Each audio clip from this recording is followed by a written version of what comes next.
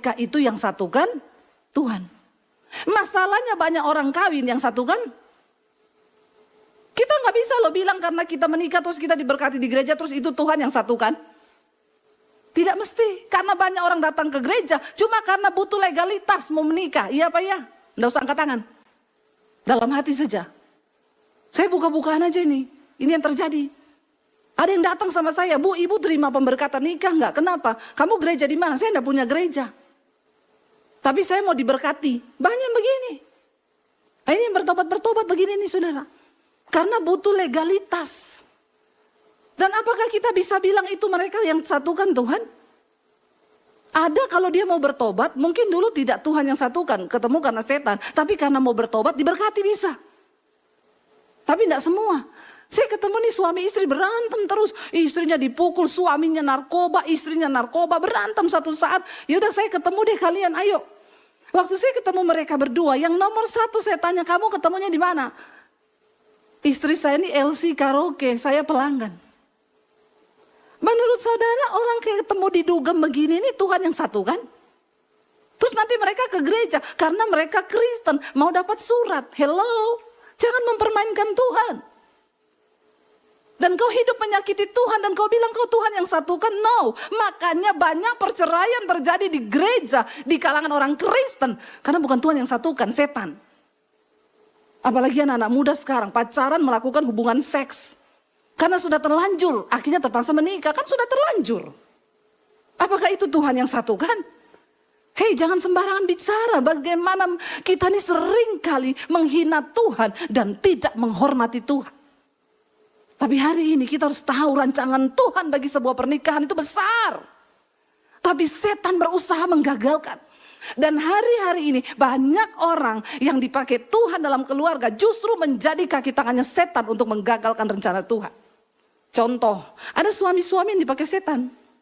Yang menjadi gumulan nih suami terus di dalam keluarga. Kenapa? Selingkuh, bolak-balik ya, mukulin anak, mukulin istri. Sehingga rumah tangga. Karena ada suami yang jadi kaki tangannya setan. Tapi tidak ada di sini, amin. Tidak ada yang ngaku. Ya. Sebaliknya ada istri yang dipakai setan menjadi kaki tangannya setan di rumah tangga. Cerewetnya minta ampun mulai dari bangun pagi. Udah kayak radio rusak. Saudara, kalau istri cerewet, suami stres. Ya enggak bapak-bapak? Tolong bilang amin bapak-bapak. Saya ini sudah membela bapak-bapak loh ya. Jadi saya tidak menyerang bapak terus. Yang saya serang sekarang istri toh. Kalau istrimu cerewet, stres nggak bapak-bapak?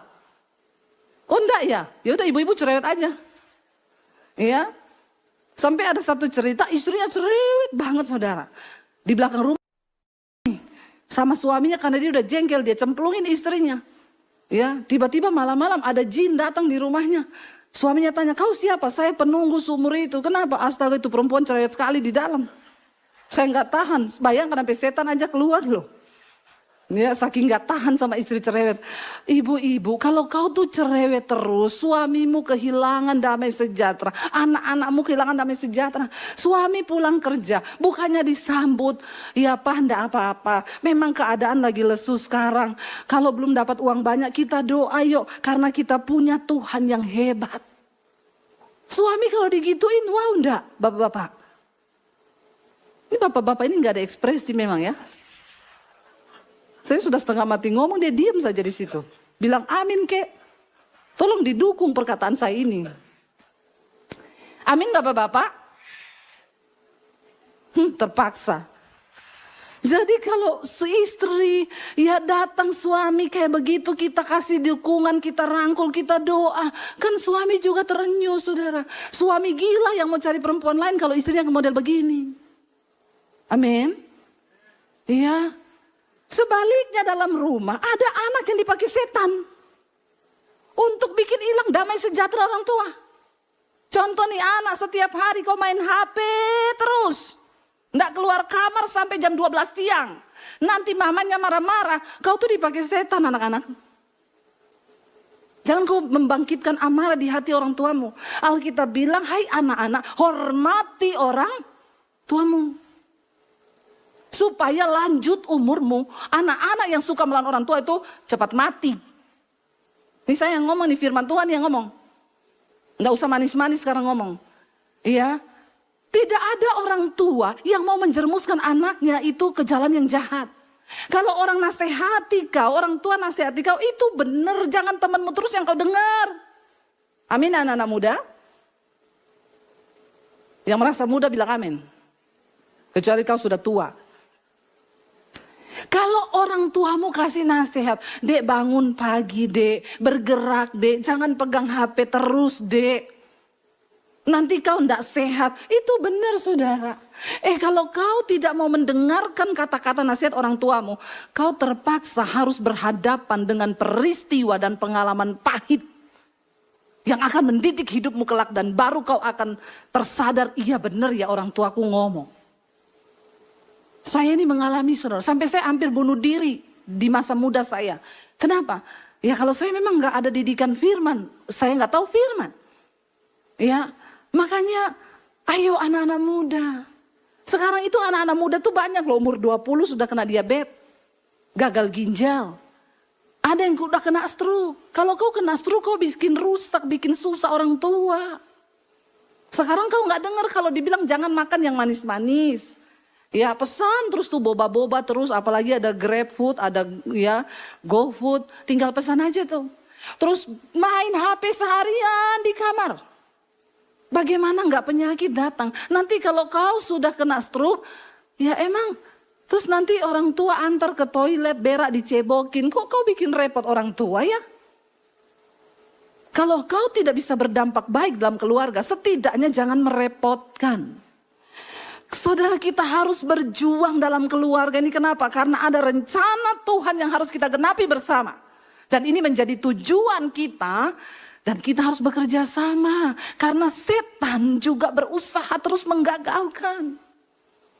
Ada anak-anak yang dipakai iblis saudara. Bikin orang tua marah, bikin orang tua emosi. Ada suami yang dipakai setan, ada istri yang dipakai setan. Ayo kita bertobat hari ini.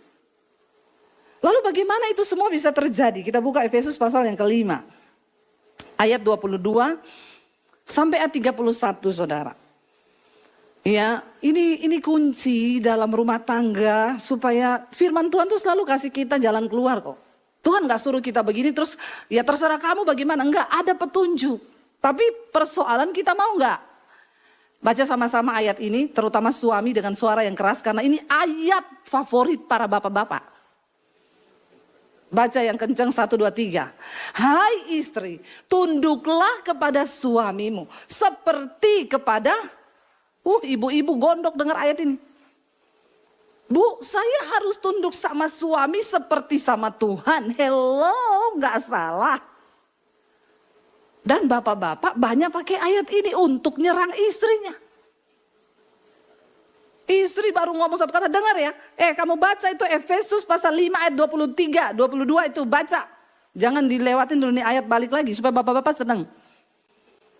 Hai istri, tunduklah kepada suamimu seperti kepada Tuhan.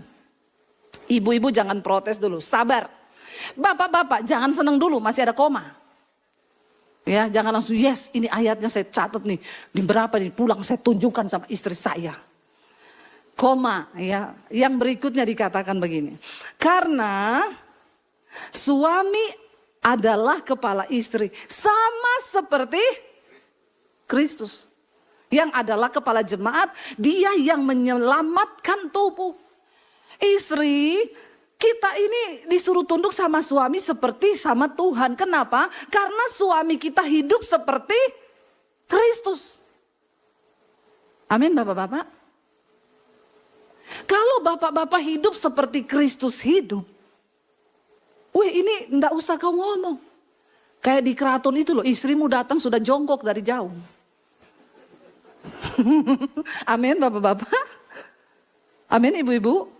Kalau suami kita hidupnya seperti Kristus hidup, wow banget enggak? Itu rumah kayak surga. Enggak usah ada tuntut menuntut, enggak ada keributan karena suami kita hidup seperti Kristus hidup. Dan Kristus yang menyelamatkan tubuh, suami menyelamatkan istri dan anak-anak. Jadi bapak-bapak, sebelum kau tuntut istrimu, kau belajar dulu hidup sama seperti Kristus. Soalnya ada ibu-ibu yang ngomong, saya nggak terima itu ayat Bu, kenapa? Lah suruh tunduk sama suami sama seperti kepada Tuhan. Suami saya itu setan. Bagaimana saya mau tunduk sama seperti Tuhan? Ternyata ini rahasianya. Ayat yang berikutnya dikatakan begini saudara. Ayat 23, karena itu sebagaimana jemaat tunduk kepada Kristus, demikian jugalah istri kepada suami dalam segala sesuatu. Nah kalau suaminya hidup seperti Kristus, maka pasti istri tunduk seperti kepada Kristus dalam segala hal. Kalau sudah terjadi ini, Bapak Ibu kau tidak pernah berantem di rumah, amin. Yang kenceng bilang aminnya. Suami hidup seperti Kristus, istri tunduk kepada suami. Ada ribut-ribut di rumah kita? Nggak ada, bangun pagi shalom, istrinya haleluya. Tiap hari begitu. Yang ada di rumah tangga Kristen sekarang, neraka. Karena banyak anggota keluarganya mau jadi kaki tangannya setan. Yang membuat kerusuhan, yang membangkitkan amarah. Kalau satu orang stres dalam rumah, semua ikut stres. Karena stres itu berjangkit. Menular. Coba aja. Mari kita bawa damai sejahtera dalam keluarga kita. Suami, istri, anak kita semua bertanggung jawab untuk membawa keluarga kita kepada tujuannya Tuhan. Lalu dikatakan begini, ayat yang ke-25. Hai suami, kasihilah istrimu sebagaimana Kristus telah mengasihi jemaat dan telah menyerahkan dirinya baginya. Sekali lagi suami disuruh mencontoh Kristus. Makanya bapak-bapak kalau pulang nyanyi, ku mau sepertimu Yesus. Amin bapak-bapak. Tolong semangat bilang aminnya. Karena kau itu kunci dalam keluarga. Semua ada di suami. Kalau suaminya hidup takut Tuhan, mengandalkan Tuhan, dekat dengan Tuhan, itu aman sudah. Tidak ada rumah tangga tuh ribut-ribut, tidak ada perceraian. Inilah fungsi Alkitabiah yang harus kita kembalikan dalam keluarga-keluarga Kristen.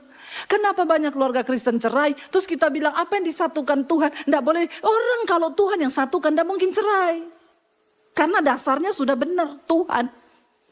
Bukan setan. Sekarang ini banyak menikah hanya untuk legalitas. Bukan karena tunduk sama Tuhan. Dan kau pikir Tuhan bisa kau main-mainkan? Cuma untuk dapat surat nikah. Hello. Pernikahan itu ibadah cuma 2 jam.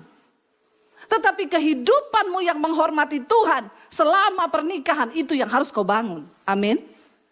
Kalau cuma ibadah pemberkatan 2 jam toh. Pilih lagu, pilih kata-kata, pilih ayat. Ucapkan janji nikah 2 jam. Bagaimana kau menipu Tuhan dalam pernikahan? Bagaimana Tuhan bisa memberkati rumah tangga kita? Kita tidak hidup menghormati Tuhan. Ya jangan sembarang-sembarang bawa-bawa nama Tuhan saudara. Ya saya tuh kalau ada orang cerai, orang Kristen, itu loh Bu, cerai lagi. Padahal apa yang disatukan Tuhan dalam hati saya, mereka itu setan yang satukan. Karena kalau Tuhan yang satukan, tidak mungkin kau cerai. Kecuali kau mau bertobat. Bertobat, hormati Tuhan dalam hidup. Amin. Hai suami, kasih istrimu sebagaimana Kristus. Suami disuruh lagi seperti Kristus. Mengasihi istri yang telah mengasihi jemaat dan telah menyerahkan dirinya baginya. Lalu ayat yang berikutnya dikatakan, untuk menguduskannya sesudah ia menyucikannya dengan memandikannya dengan firman, dengan air dan firman. Suami harus penuh dengan firman. Supaya kau bisa bawa istri dan anak-anakmu untuk datang kepada Tuhan.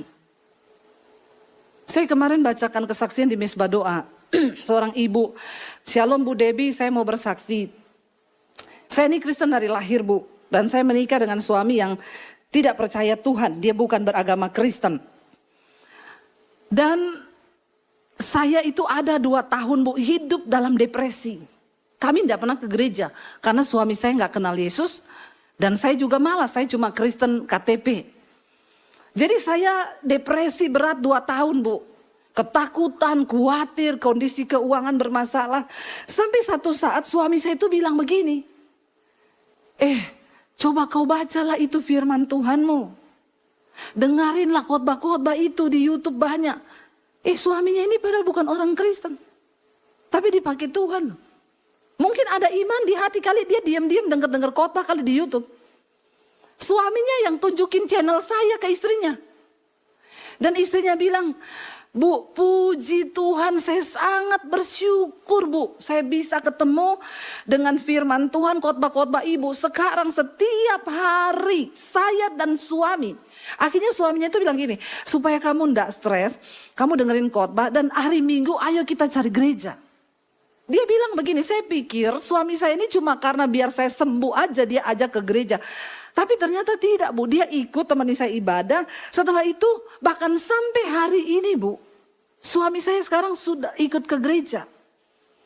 Kami melayani Tuhan bersama-sama dan setelah saya itu mengerti kebenaran firman Tuhan, sekarang hidup kami dipulihkan Tuhan. Bahkan kondisi keuangannya yang tadi seret, Tuhan mulai bekerja dengan hal-hal yang supranatural, yang tidak masuk di akal. Tuhan memberkati pernikahan kami.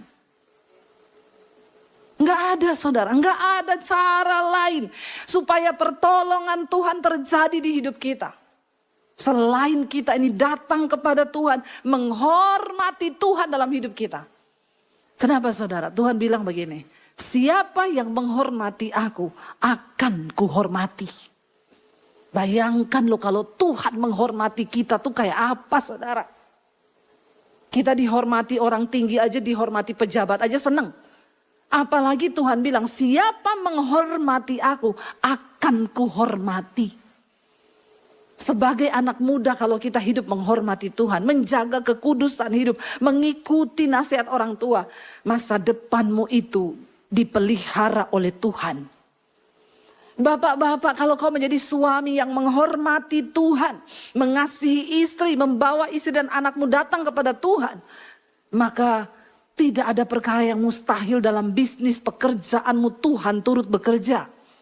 Kenapa selama ini rasanya tidak terjadi mujizat, rasanya berat karena kau tidak kembali sama Tuhan. Kau tidak sungguh-sungguh minta Tuhan bekerja. Untuk menguduskan sesudah ia menyucikannya dengan memandikannya dengan air dan firman. Ayat yang ke-27 dikatakan, supaya dengan demikian ia menempatkan jemaat di hadapan dirinya dengan cemerlang tanpa cacat dan kerut atau yang serupa itu. Tetapi supaya jemaat kudus dan tidak bercela. Suami disuruh menjadi seperti Kristus yang membawa istri dan anak-anaknya dikuduskan oleh Tuhan. Kalau ini terjadi dalam rumah tanggamu saudara, wow, rumah tanggamu penuh dengan perkenanan Tuhan. Lalu dikatakan ayat yang ke-28, demikian juga suami harus mengasihi istrinya sama seperti tubuhnya sendiri. Sama seperti tubuhnya sendiri. Siapa yang mengasihi istrinya mengasihi diri sendiri. Bapak-bapak belajar kasih istrimu seperti dirimu sendiri. Hari-hari ini yang ada kalau suami sakit, istri juga sakit. Tapi kalau istri sakit, ya suami bye-bye. Jadi banyak terjadi. Tapi bukan bapak-bapak di sini, di luar sana. Bapak-bapak di sini semua luar biasa. Ini loh ayat ini. Kasihi istrimu seperti engkau mengasihi dirimu sendiri. Karena siapa mengasihi istri, mengasihi dirinya sendiri. Di ayat lain dikatakan, kasihilah istrimu supaya doamu tidak terhalang. Bapak-bapak kalau kau tidak mengasihi istri, doamu sampai di plafon toh. Biar kau mau nyumbang bakti sosial, kau mau doa, mau puasa, kau tidak kasihi istri. Sampai di plafon tuh doamu tidak tembus sama Tuhan. Ayat yang berikutnya dikatakan begini saudara, ayat 29. Sebab tidak pernah ada orang membenci tubuhnya sendiri, tetapi mengasuhnya, merawatinya sama seperti Kristus terhadap jemaat. Ini loh bapak-bapak kunci dari keluarga kita diberkati. Ayat 30 berkata begini saudara. Ini luar biasa. Karena kita adalah anggota tubuhnya, ayat 31 luar biasa dikatakan begini. Sebab itu laki-laki akan meninggalkan ayahnya dan ibunya dan bersatu dengan istrinya. Sehingga keduanya menjadi satu daging. Ini yang sering dipakai dalam pernikahan. Jadi ketika engkau sudah menyatu dengan